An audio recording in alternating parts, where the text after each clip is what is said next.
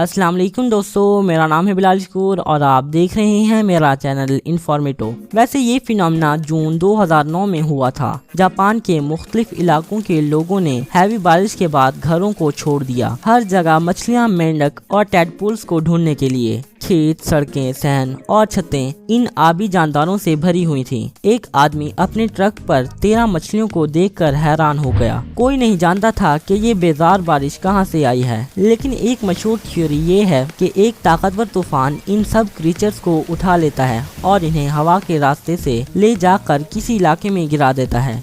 Shelf clouds किसी sci-fi movie से लग सकते हैं। ये तब बनते हैं जब गर्म और नम हवा थंडरस्टॉर्म में फंस जाती है। इन बादलों का अक्सर मतलब ये होता है कि तूफान आ रहा है। रेनबो क्लाउड्स तूफान के बाद पफी बादलों के ऊपर नजर आते हैं। ये पफी क्लाउड्स लो एल्टीट्यूड पर होते हैं। ये आमतौर पर तकरीबन 6000 फीट की ऊंचाई पर उड़ते हैं। जब आबी बुखारात गाढ़े होते हैं तो पानी के कतरे प्रिज्म्स की तरह पेश आते हैं। इस वजह से बादलों के ऊपर मल्टी कलर्स नजर आते हैं। Morning glory clouds extremely rare होते हैं। ये आसमान पर फैली बड़ी ट्यूब्स की तरह नजर आते हैं। ये 600 से ज्यादा मील तक लंबे हो सकते हैं, जो निस्बतन लो एल्टीट्यूड पर होते हैं। ज्यादातर रिसर्चर्स ये कहते हैं कि ये तब बनते हैं जब हवा ऊपर उठकर इन्हें खींचती है। ये उन्हें घूमती हुई शक्ल भी देती है। बादल के पीछे की ठंडी हवा इन्हें नीचे धकेलती है। इसे देखने के लिए वाहिद नहीं लेकिन बेहतरीन जगह ऑस्ट्रेलिया की गल्फ ऑफ कारपेंटेरिया है। अगर आपने इन्हें देखने जाने का फैसला किया है तो सितंबर और नवंबर के दरमियान का दौरानिया चुनिएगा। ये साल 2012 था जब आसमान पहले डार्क हुआ और फिर पीला हो गया।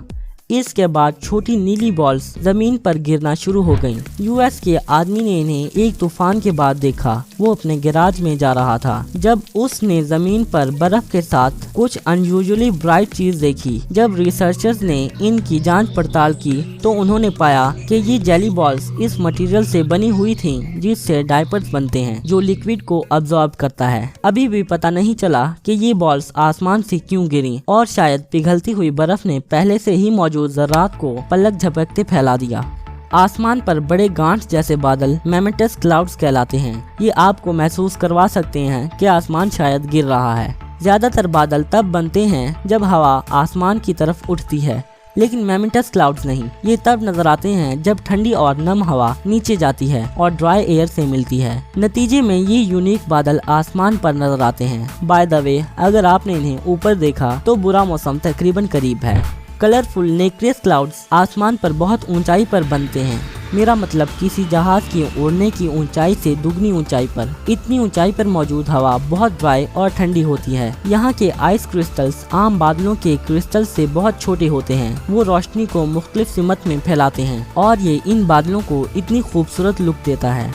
ब्लड रेन किसी हॉरर मूवी से भी खौफनाक लगते हैं, लेकिन असल में इस वेदर फिनोमेना के बारे में कुछ अजीब और अननेचुरल नहीं है। कदीम रोम के जमाने से ही लोग इस तरह की सुर्ख रंगत वाली बारिश के बारे में जानते हैं। बाज़ औक़ात हवा लाल धूल को एटमॉस्फेयर में उठा लेती है और इसे बहुत दूर तक ले आती है, एक और गैलेक्सी तक। आखिर में ये धूल बादलों के साथ मिल जाती है जिससे लाल बारिश होती है। बाय द वे, कोयले की कानों की धूल बारिश को काला कर सकती है। पॉलन्स पीली बारिश के ज़िम्मेदार होते हैं और धूल की कुछ दूसरी इक़साम बारिश को सफ़ेद कर देती हैं।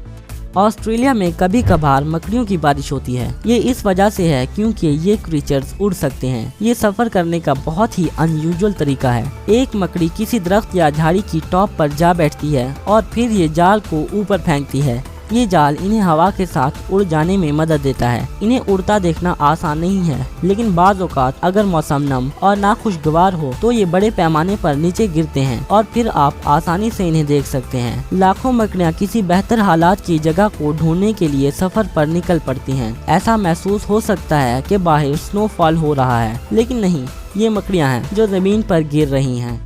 क्या आपने आसमान पर बादलों की बड़ी डिस्क देखी हैं? ज्यादातर ये लेंटिकुलर क्लाउड्स हो सकते हैं। ये आमतौर पर ऊंची जगहों मसलन पहाड़ों या पहाड़ियों पर बनते हैं। जब ताकतवर हवाएं किसी चीज से टकराती हैं तो इससे एक एयरवे बनता है। हवा इस ऑब्स्टिकल से लिपट जाती है और जितना ऊंचा वो ऑब्स्टिकल होगा इतना हवा ऊपर जाते हुए ठंडी हो जाएगी। किसी पॉइंट पर हवा के अंदर की नमी छोटे छोटे कतरों में तब्दील हो जाती है और जिससे ये अनयूजुअल बादल बनते हैं। लेंटिकुलर क्लाउड वेव्स पिज़्ज़ाज़ या पैनकेक्स की तरह लग सकते हैं। वाओ, कितना यमी है। वोल्केनिक टोर्नेडोज दुनिया के बहुत ही खौफनाक फिनोमेनाज में से एक हैं। जब वोल्केनो फटता है तो ये गर्म लाल पत्थर और राख को हवा में ऊपर तक उड़ा देता है। सख्त लावा के टुकड़े और गर्म गैसेस वोल्केनो के स्लोप के साथ नीचे आ जाती हैं। जब ये बहाव नीचे आता है तो कुछ गैसेस उठना और घूमना शुरू कर देती हैं। ये इर्द गिर्द की हवा से दब जाती हैं, जो इन्हें और तेज घुमाता है। इस तरह से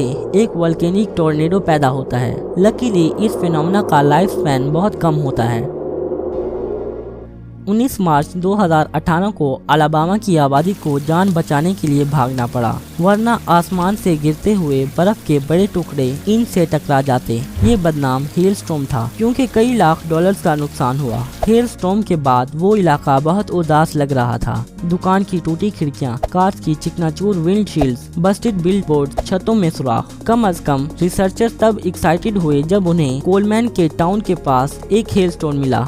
ये हेलस्टोन 5 इंचेस से ज्यादा बड़ा था। कोई हैरानी नहीं कि इसने नया स्टेट रिकॉर्ड बनाया।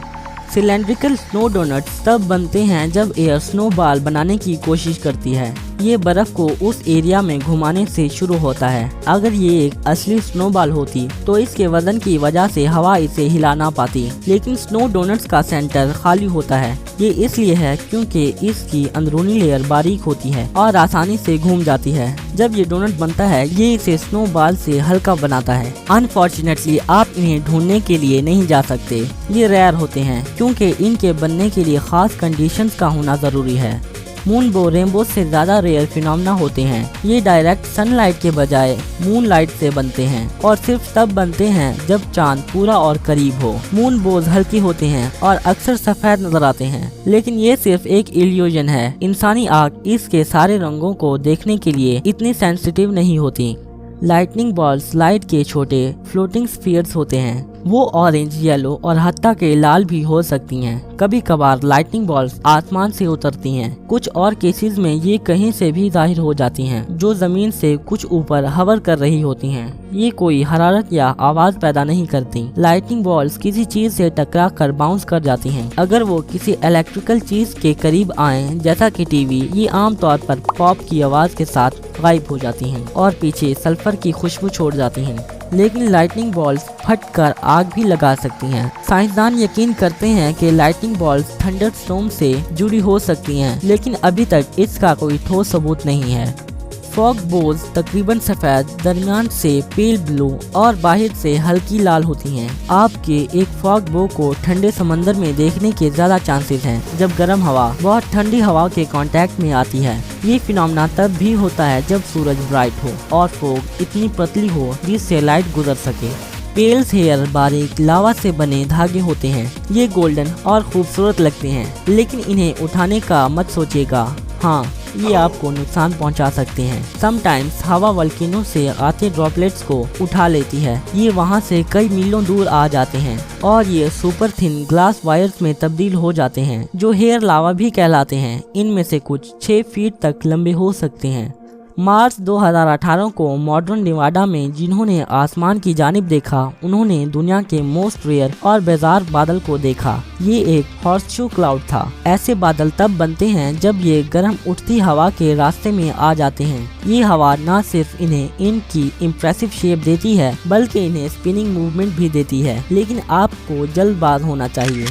हॉर्सशू क्लाउड बहुत बारीक होते हैं और आमतौर पर कुछ मिनट तक नजर आते हैं। फ्रॉस्ट फ्लावर्स अंटार्कटिक ओशियन की बर्फ या लेक्स पर नजर आते हैं। ये बहुत नाजुक आइस क्रिस्टल्स होते हैं। ये टेम्परेचर तब्दील होने की वजह से बनते हैं। ये आइस सरफेस से मॉइस्चर लेकर बढ़ते हैं, बैक्टीरिया और नमक को पकड़ते हुए। आप इन्हें अंटार्कटिका में भी ढूंढ सकते हैं, लेकिन जहाँ ये पैदा होते हैं वहाँ लोग इनके बारे में बहुत कम जानते हैं। फिर भी ये बहुत खूबसूरत होते हैं। दोस्तों, अगर आपको आज की ये वीडियो अच्छी लगी हो तो इसे लाइक, दोस्तों के साथ शेयर और चैनल को सब्सक्राइब करना ना भूलेगा। मैं मिलता हूँ आपको अपनी नेक्स्ट वीडियो में। तब तक के लिए अल्लाह हाफिज।